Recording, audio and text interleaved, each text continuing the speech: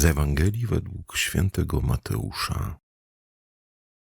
Gdy Jan usłyszał o wywięzieniu o czynach Chrystusa, posłał swoich uczniów z zapytaniem: czy Ty jesteś tym, który ma przyjść, czy też innego mamy oczekiwać?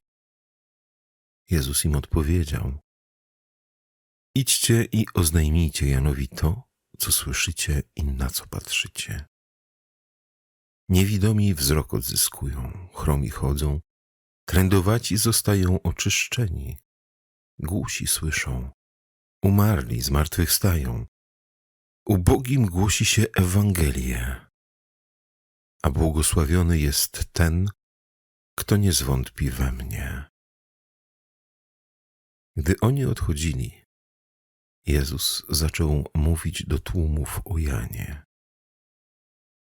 Co wyszliście obejrzeć na pustyni? Trzcinę kołyszącą się na wietrze? Ale co wyszliście zobaczyć? Człowieka w miękkie szaty ubranego? Oto w domach królewskich są ci, którzy miękkie szaty noszą. Po co więc wyszliście? Zobaczyć proroka? Tak, powiadam wam, nawet więcej niż proroka. On jest tym, o którym napisano: oto ja posyłam mego wysłańca przed tobą, aby przygotował ci drogę. Zaprawdę powiadam wam, między narodzonymi z niewiast nie powstał większy od Jana Chrzciciela, lecz najmniejszy w Królestwie Niebieskim większy jest niż on. Oto słowo Pańskie. Moi drodzy, dzisiaj usłyszeliśmy bardzo ciekawy fragment Ewangelii. Myślę, że wielu z was kiedyś się nad tym fragmentem zatrzymało i zastanowiło, bo oto taka scena, gdzie ten nazywany przez samego Jezusa największym z proroków, Jan Chrzciciel, znajduje się w więzieniu i będąc w tym więzieniu wysyła swoich uczniów do Jezusa z zapytaniem, czy to On jest Mesjaszem, czy mają czekać na kogoś innego. Moi drodzy, wydaje się, że to jest taki moment w życiu Jana Chrzciciela, kiedy on zwątpił. Do tej pory z całą mocą głosił to, że Jezus jest zapowiadanym Mesjaszem, że jest barankiem Bożym. Natomiast w tej scenie wysyła uczniów, żeby się upewnili, czy się nie pomylił. Tak by nam się wydawało przynajmniej, ale zobaczcie, że zaskakujące są słowa Pana Jezusa. W momencie, gdy odpowiada uczniom Jana Chrzciciela, gdy oni wracają już, to wtedy Pan Jezus mówi piękne słowa o Janie Chrzcicielu. Podkreśla, że z narodzonych z niewiasty nie powstał większy od niego. Wydawałoby się, że jest tu jakiś mały zgrzyt. Dlaczego Jezus tak bardzo wychwala Jana Chrzciciela w momencie jego zwątpienia? I moi drodzy, żeby to zrozumieć, to musimy sobie uświadomić, że Jan Chrzciciel wcale w Jezusa nie zwątpił. To doświadczenie, trudne doświadczenie więzienia nie spowodowało, że miał jakieś wątpliwości, kryzys wiary i to nie było tak, że myślał, chyba się pomyliłem jednak.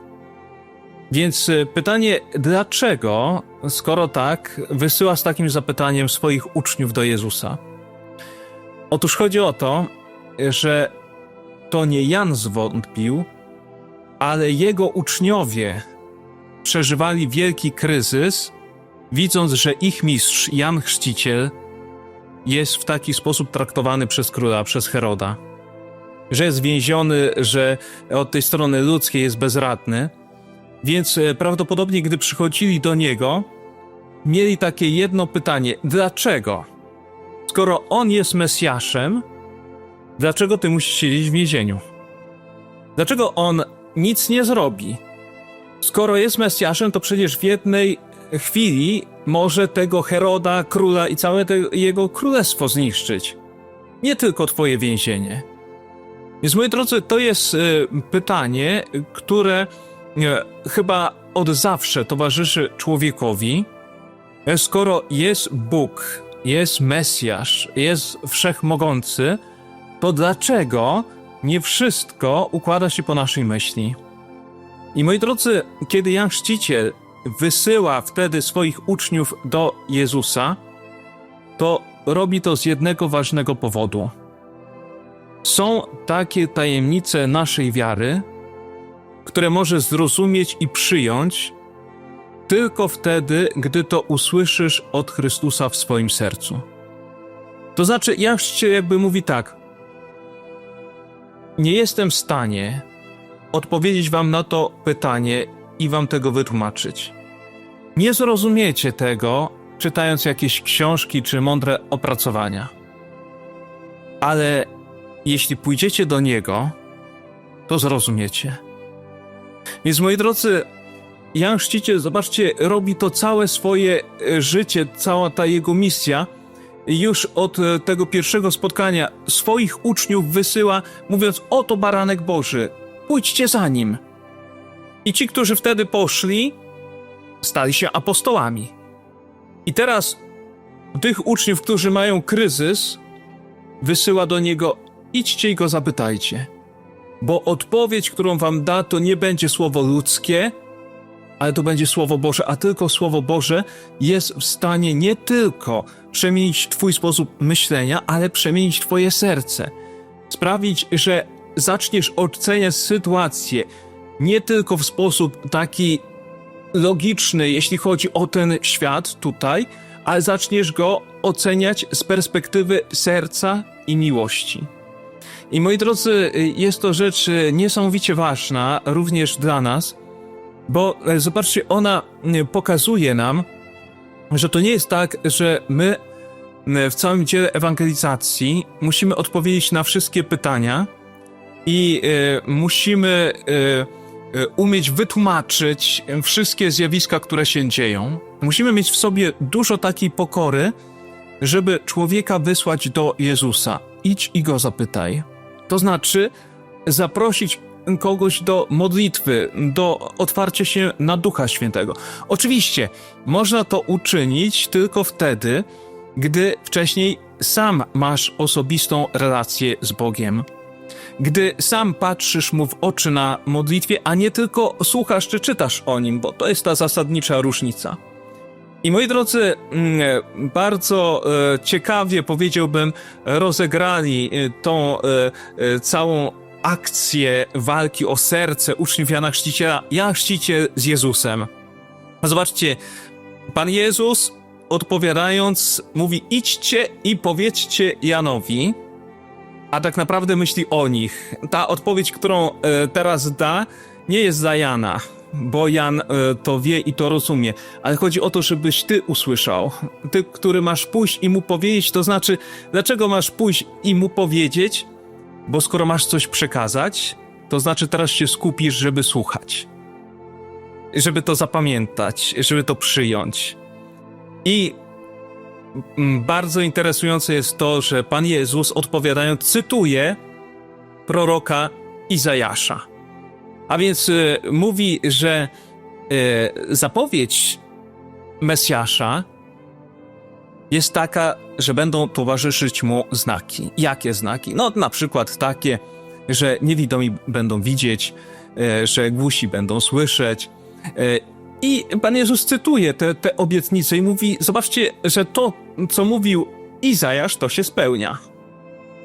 Ale ciekawostką jest to, że Pan Jezus, cytując proroctwo Izajasza, wymieniając te wszystkie zapowiedzi, pominął jedną obietnicę. Jaką? Pominął zdanie, gdzie Izajasz mówi, że Mesjasz da wyzwolenie jeńcom. Czyli więźniowie odzyskają wolność. A to jest akurat to, co intryguje tych uczniów Jezusa, którzy przychodzą, Jana Chrzciciela, którzy przychodzą i pytają, dlaczego on jest w więzieniu. I odpowiedź jest taka. W tym miejscu, gdzie powinien Pan Jezus powiedzieć, że więźniowie odzyskują wolność, on mówi, a błogosławieni są ci, którzy we mnie nie zwątpią. I jakby dodaje w domyśle, dziwicie się, dlaczego wasz nauczyciel, Jan Chrzciciel, jest szczęśliwy, jest pogodny, jest pogodzony z całą tą sytuacją. Nie ma kryzysu, nie widzicie w nim kryzysu. Wy jesteście w kryzysie, on nie. Wiecie dlaczego? Bo błogosławieństwo, szczęście nie polega na tym, że ktoś odzyska wzrok, że ktoś odzyska słuch, ktoś odzyska wolność. Ale błogosławieństwo polega na tym, że człowiek, który nie odzyskał wzroku, nie odzyskał słuchu, czy nie odzyskał wolności, nie zwątpił. Mimo tego, że nie otrzymał jeszcze tego, o co prosi. Nie zwątpił. To jest błogosławieństwo. To jest człowiek szczęśliwy. Jezus mówi, Jan jest szczęśliwy, bo się nie zachwiał. I to jest niesamowita lekcja dla nas. Więc moi drodzy, patrząc na Jana Chrzciciela dzisiaj, możemy powiedzieć, podsumować to wszystko w taki sposób. To jest człowiek, który otrzymał ogromną godność. Ale każdy z nas otrzymał godność od Chrystusa. Każdy człowiek. Dlaczego? Bo zostaliśmy stworzeni na obraz i podobieństwo samego Boga. To jest godność. Zostaliśmy zaproszeni do tego, żeby stać się Jego dziećmi. On pragnie nas uświęcać. To jest godność. Każdy człowiek to otrzymał. Ale Jan Chrzciciel jest tak ważny, dlatego że w całym jego życiu widzimy, jak on żyje zgodnie z tą godnością. Co to znaczy? To znaczy, wiem, kim jestem i wiem, w jaki sposób mam postępować. Wiem, dlaczego mam z czegoś rezygnować, bo moja godność, którą otrzymałem, mi na to nie pozwala. I teraz, jak się zastanowimy na tym, co znaczy być człowiekiem, nawet czasami tak mówimy, człowiek to brzmi godnie. Ale są takie sytuacje, że człowiek nie postępuje po ludzku. Czyli widzimy jakieś zachowania gorszące i mówimy, jak człowiek mógł tak postąpić. Nieraz wręcz ktoś mówi, że nawet wśród zwierząt nie widać takich zachowań. Brutalny, agresywny, wulgarny i tak dalej, i tak dalej. Więc moi drodzy, żyć w zgodzie z godnością. Ja pamiętam taką sytuację, pewien mój znajomy prowadził komis samochodowy i opowiadał mi, że był tam taki mechanik samochodowy w tym mieście, do którego oczywiście bliscy, którzy chcieli kupić samochód używany, przychodzili, prosząc, żeby im pomógł, żeby sprawdził takie auto. No i mówi tak, rodzina dzwoniła, najbliżsi i mówią, pomóż nam wybrać jakiś samochód, na przykład do 30 000 złotych. I co on robił? Dzwonił do tego komisu i mówi, co tam macie takiego na placu do 30 000? Oni mówią, no jest taki samochód za 26 000. To szybciutko zmieniajcie kartkę na 30 000, ja wam zaraz przywiozę klientów. Przywoził swoją rodzinę, od razu szedł do tego samochodu i oczywiście oglądał go i wychwalał, że jest bardzo dobrze, a często to był bardzo słaby egzemplarz. Gdy samochód się sprzedał, rodzina wróciła nim do siebie, on przyjeżdżał do tego komisu i brał tą nadwyżkę, te 4000 dla siebie. No, a że to często były samochody oczywiście z jakimiś wadami, więc jak już się zepsuł, to gdzie poszli go naprawiać? Oczywiście do znajomego mechanika, do kogoś z rodziny. I moi drodzy, przykład człowieka, który zarobił, ale stracił godność. Jesteś bratem, któremu ktoś ufa. Jesteś przyjacielem i masz godność przyjaciela i ktoś tobie ufa. I odnosząc się do naszej godności, do tego, kim jesteśmy, możemy obronić się przed różnymi pokusami i atakami. Nie zrobię tego. Dlaczego? Bo jestem ojcem. I jest ktoś, kto na mnie liczy. Nie zrobię tego, bo jestem żoną i mam godność żony, bo jestem kapłanem. Odnieś się do swojej godności. Moi drodzy, ktoś, kto żyje zgodnie z godnością, którą otrzyma, staje się wiarygodny. I taki był Jan Chrzciciel. A jak jesteś wiarygodny, to znaczy nie musisz nikim manipulować. Jak jesteś wiarygodny, żyjesz w zgodzie ze swoją godnością, nie musisz nikogo udawać. Nie musisz starać się komuś przypodobać, bo jesteś prawdziwy. I taki był Jan Chrzciciel. Zobaczcie, ile miał w sobie wolności. Ma swoich uczniów, a nie ma problemu z tym, żeby tych uczniów oddać komuś innemu mistrzowi. Nie dbał o swój wygląd ten zewnętrzny. Dlaczego? Bo wiedział, że jego misja związana jest z tym, że będzie w takich, a nie innych warunkach, sytuacjach. A więc wszystko podporządkował misji swojej godności. I moi drodzy, człowiek, który ma godność, żyje zgodnie z tą godnością, staje się wiarygodny, a człowiek wiarygodny staje się człowiekiem pogodnym, szczęśliwym. Nawet w obliczu trudnych zewnętrznych sytuacji. Dlaczego? Bo pogoda ducha, pokój serca nie są uzależnione od warunków zewnętrznych, ale od spójności wewnętrznej. Czyli jeśli żyję w prawdzie, jeśli ta prawda jest we mnie, jeśli to, w co wierzę, to, kim jestem, jest zgodne z tym, jak żyję, jak postępuję, zgodne z moim sumieniem, jestem pogodny. I dlatego też Jan Chrzciciel jest szczęśliwy, siedząc w więzieniu, a Herod jest nieszczęśliwy, siedząc na tronie. Bo jest niezgodny ze sobą, niespójny ze sobą. Pamiętacie, co się działo? Mówi, chętnie go słucham, ale presja otoczenia, co inni pomyślą, sprawiła, że kazał iść i go ściąć, a później spać nie mógł. Miał takie wyrzuty sumienia. Nieszczęśliwy, który ma władzę w świecie. Więc, moi drodzy, przepiękna jest ta dzisiejsza Ewangelia i ten autorytet Jana, który chce nas zaprosić do tego, żebyśmy odkryli godność, którą wszyscy mają. Każdy ją otrzymał od Boga, godność. Żebyśmy zapragnęli żyć w zgodzie z naszą godnością i stali się dla świata wiarygodni. I żyjąc w ten wiarygodny sposób, odnaleźli szczęście, błogosławieństwo, czyli byli pogodni. Amen.